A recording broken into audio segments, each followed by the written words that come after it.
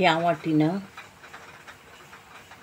1 वाटी उडदाची डाळ आणि 2 वाटी इडली रवा घेतलेली आहे। उडदाची डाळ 5-6 तास भिजत घालणे आणि भिजत घालायच्या आधी 2-3 वेळा धुवून घ्यायला पाहिजे। तसंच हे इडली रवा पण धुवून घ्यायला पाहिजे। हे एक 15-20 मिनटं भिजत घालावे आणि हे मिक्सरमधून वाटून घेणे।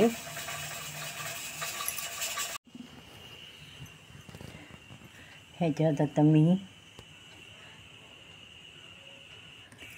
इडली रवा धुवून मिक्स करायला लागलो आहे। ह्याला आपण वाटलेलं उडदाच्या डाळीचं पाणी असतं ना तेच वापरायचं।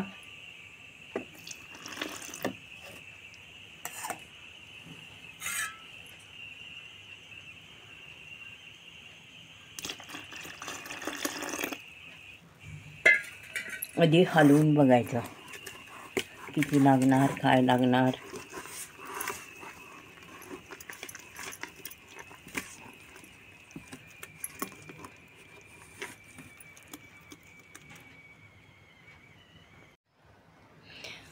ह्या पद्धतीनं बॅटर इडलीचं ठेवायचं।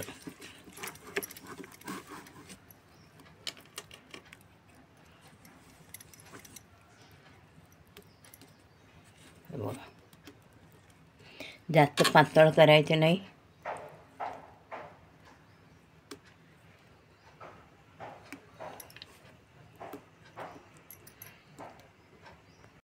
पाणी मी गरम केलेलं आहे। हे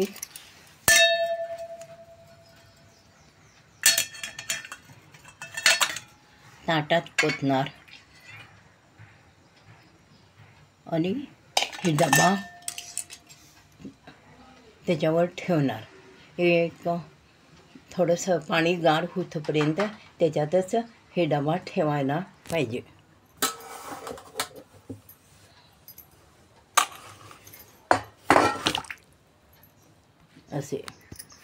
असे डबा ठेवायचे। थंडीच्या दिवसात पीठ फुगत नाही म्हणून असं त्याला गुंडाळून एक जागी ठेवावे, मग दुसऱ्या दिवशी छान फुगून येते। हे बघा पीठ कसं फुगलेले आहे। सांबारसाठी धने, जिरे, मेथी, हरभरा डाळ, उडदाची डाळ, चिंच आणि तूर डाळ आणि मूग डाळ मिक्स करून कुकरमधनं शिजवून घेतले आणि ओलं खोबरं घेतलेलं आहे। हे सगळं तेलातनं भाजून घ्यायचं मसाला आणि मिक्सरमधनं वाटून घेणे। इडलीचं बॅटर कसं भरून घेतलेले हे आता इडलीच्या कुकरमध्ये ठेवून उकडून घेणे। आमच्या कर्नाटकी स्टाईलचं इडलीचं कुकर असा आहे।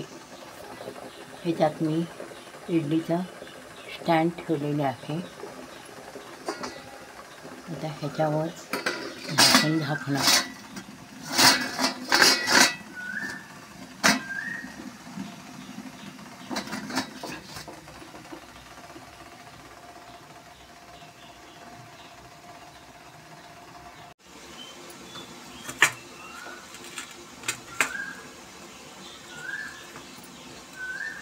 आता हे मी सगळे एकत्र करून भाजून घेणार।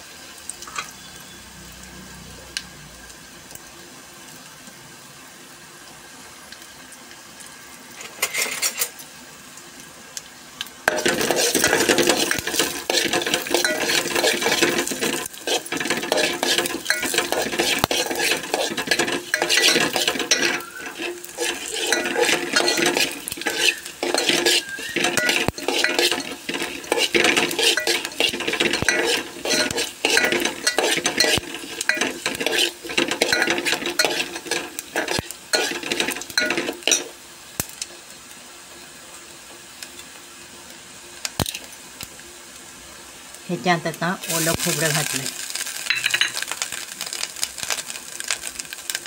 ते पण थोडंसं भाजून घ्यावं।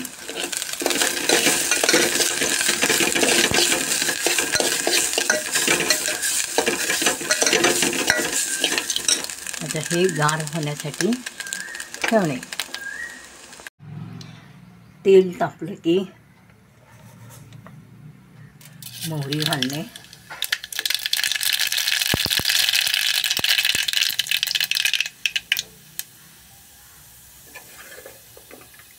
कांदा घालणे,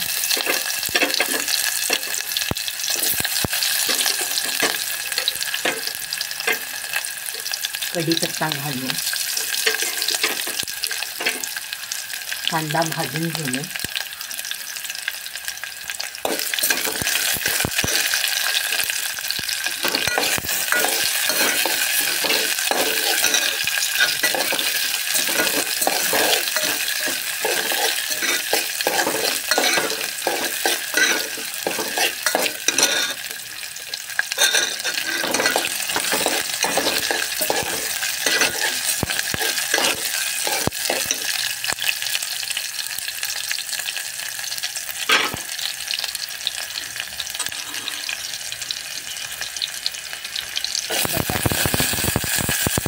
जे तुमच्या आवडीची भाजी, वांगी, तंदूर, बीन्स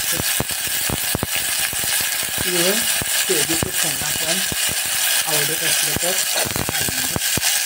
आत्ता माझ्याकडे ते अवेलेबल नाही आहे. मी बटाटे टोमॅटो घालणार आहे.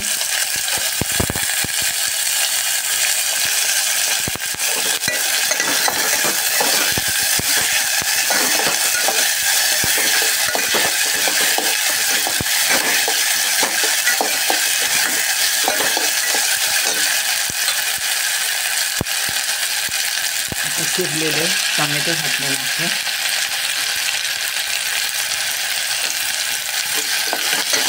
थोडासा परतून घेणे.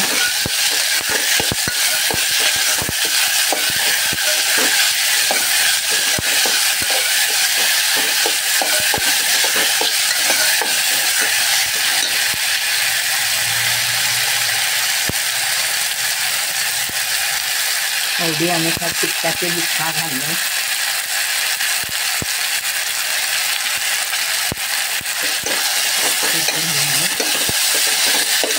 आता शिजवलेले तूर डाळ, मूग डाळ मिक्स घातलेले आहे.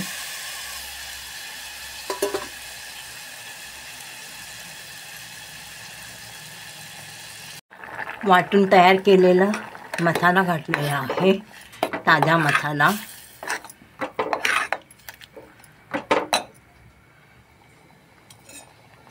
याच्यात लागेल तेवढं पाणी बघून घालायचं आणि कोथिंबीर घालायचं, चिरून मीठ घालायचं.